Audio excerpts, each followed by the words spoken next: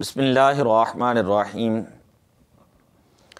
آج سے چند روزہ ہم فقہ کورس جو ہے وہ شروع کرنے لگے ہیں۔ فقہ کی اسلام کے اندر بڑی اہمیت ہے۔ قرآن و حدیث سے جو مسائل استنباط کیے جاتے ہیں، نکالے جاتے ہیں، اس کا تعلق جو ہے وہ فقہ کے ساتھ ہوتا ہے۔ تو پہلے نمبر پر قرآن پاک ہے، دوسرے نمبر پر احادیث پاک ہیں، اور تیسرے نمبر پر فقہ ہوتی ہیں۔ کچھ لوگ یہ کہتے ہیں کہ صرف قرآن اور حدیث ہی ہے، فقہ کے اسلام کے اندر جو ہے وہ کوئی اہمیت ہی نہیں، فقہ کو سرے سے مانتے ہی نہیں۔ تو اس سلسلے میں نے مناسب سمجھا کہ فقہ کے چند ایک جو ضروری جو احکامات ہیں، اس کے اندر جو ضروری باتیں ہیں، اس کو ضرور بیان کیا جائے۔ فقہ کہتے کسے ہیں؟ علم فقہ سے مراد ایسا علم ہے جس میں ان شرعی احکام سے بحث ہوتی ہے کہ جن کا تعلق عمل سے ہوں اور جن کو تفصیلی دلائل سے حاصل کیا جاتا ہے۔ فقہ شریعت اسلامیہ کے ایک اہم ترین اصطلاح کا نام ہے۔ فقہ کا لغوی معنی ہے کسی شے کا جاننا اور اس کی معرفت و فہم حاصل کرنا۔ لفظ فقہ قرآن کریم کے اندر ایک جگہ پر اللہ تعالیٰ نے ارشاد فرمایا وَمَا كَانَ الْمُؤْمِنُونَ لِيَنْفِرُوا كَافًّا فَلَوْلَا نَفَرَ مِنْ كُلِّ فِرْقَةٍ مِّنْهُمْ طَائِفَةٌ لِيَتَفَقَّهُوا فِي الدِّينِ۔ اور یہ تو ہو نہیں سکتا کہ تمام کے تمام مومن ہی نکلیں، ہاں یوں ہو سکتا ہے کہ ایک جماعت ان میں سے نکلیں لِيَتَفَقَّهُوا فِي الدِّينِ، تاکہ وہ دین کی فقہ یعنی سمجھ حاصل کریں۔ وَلِيُنذِرُوا قَوْمَهُمْ، اور جب وہ اپنی قوم کی طرف واپس لوٹیں، اذا رجعوا الیہم، جب وہ اپنی قوم کی طرف واپس لوٹیں تو لینذروا قومہم، اپنی قوم کو وہ ڈرائیں، لعلہم یحذرون، شاید کہ وہ جو ہے وہ ڈر جائیں۔ دوسری جگہ پر اللہ تعالیٰ نے ارشاد فرمایا قالوا یا شعیب ما نفقہ کثیرا مما تقول، کہ حضرت شعیب علیہ السلام کی قوم بولی کہ اے شعیب علیہ السلام تمہاری اکثر باتیں ہماری سمجھ میں نہیں آتی۔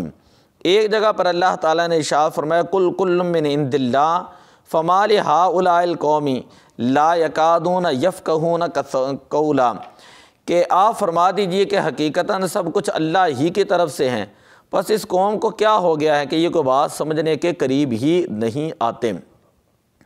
اسی طرح ایک اور جگہ پر بھی اللہ تعالیٰ نے ارشاد فرمایا فہم لا یفقہون، کہ وہ کچھ سمجھتے نہیں۔ حدیث پاک کے اندر لفظ فقہ کس طرح استعمال ہے؟ حضور علیہ الصلاۃ والسلام نے ارشاد فرمایا من یرد اللہ بہ خیرا یفقہہ فی الدین، کہ جس شخص کے بارے میں اللہ تبارک و تعالیٰ بھلائی کا ارادہ فرماتا ہے، اللہ تعالیٰ اسے دین میں سمجھ عطا فرما دیتا ہے۔ دوسری جگہ پر حضور علیہ الصلاۃ والسلام کا فرمان علی شان ہے فقیہ واحد اشد علی الشیطان من الف واحد، کہ ایک فقیہ شیطان کے اوپر 1000 عابدوں سے باری ہوتا ہے، کیونکہ عابد کی جو عبادت ہوتی ہے وہ بلا بصیرت ہوتی ہے، اس لیے شیطان کو اسے گمراہی کے گڑھے میں دھکیلنا اور شکوک و شبہات کے جال میں جو ہے وہ ڈالنا یہ بہت زیادہ آسان ہوتا ہے، جبکہ جو ایک فقیہ ہوتا ہے اسے اس کی سازشوں اور چالوں سے واقفیت ہوتی ہے اور اس کے دام فریب میں عام طور پر نہیں آتا۔ اس لیے حضور علیہ الصلاۃ والسلام نے ارشاد فرمایا فقیہ واحد اشد علی الشیطان من الف عابد۔ لفظ فقہ شرعی اصطلاح ہے۔ صاحب الاشباح والنظائر نے فقہ کی عظمت کا تذکرہ کرتے ہوئے لکھا کہ فقہ کا لفظ جو ہے علم دین کا فہم حاصل کرنے کے لیے مخصوص ہے، علم دین کی سمجھ حاصل کرنے کے لیے لفظ فقہ جو ہے وہ بولا جاتا ہے۔ امام اعظم ابو حنیفہ رحمۃ اللہ تعالیٰ علیہ فرماتے ہیں فقہ کی تعریف کیا ہے کہ الفقہ معرفت النفس ما لها وما علیہا، کہ فقہ جو ہے نفس کے حقوق اور فرائض و واجبات کے جاننے کا نام ہے۔ بالعموم فقہائے کرام فقہ کی اصطلاحی تعریف بیان کرتے ہوئے فرماتے ہیں العلم بالاحکام الشرعیۃ عملیۃ من ادلتها التفصیلیہ، کہ احکام شرعیہ، احکام فرعیہ اور احکام عملیہ کو تو ان کے تفصیلی دلائل کے ساتھ جاننے کا نام جو ہے وہ فقہ ہے، کہ شرعی احکام سے مکلف کے افعال پر شریعت کی جانب سے جو حکم مرتب ہوتا ہے وہ مراد ہے۔ شرعی احکام سے مکلف کے افعال پر شریعت کی جانب سے جو حکم مرتب ہوتا ہے وہ مراد ہے۔ اس کا مطلب ہے جیسے کسی عمل کا فرض ہونا، کسی عمل کا واجب ہونا، مستحب ہونا یا مباح ہونا، یا اسی طرح حرام اور مکروہ ہونا، اور تفصیلی دلائل کا مطلب یہ ہے کہ یہ مسئلہ کسی دلیل شرعی پر مبنی ہے، یہ عقلی طور پر نہیں، یہ کسی دلیل شرعی پر جو ہے یہ مبنی ہے، کتاب اللہ پر، سنت رسول پر یا قیاس پر۔ اس طرح حکم اور دلیل کے درمیان ارتباط کو جاننا بھی فقہ میں شامل ہے۔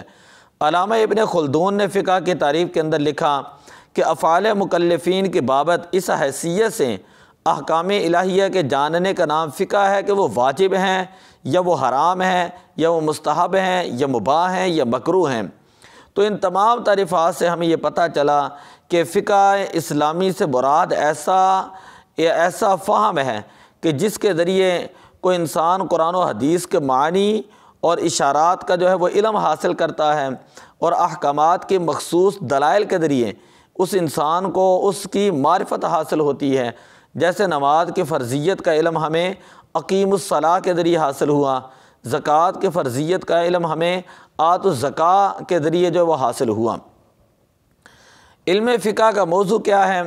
علم فقہ کا موضوع مکلف آدمی کا فعل کہ جس کے احکام سے اس علم میں بحث ہوتی ہے، مثلا انسان کے کسی فعل کا صحیح ہونا، فاسد ہونا، فرض ہونا، واجب ہونا، سنت ہونا، حرام ہونا یا حلال ہونا۔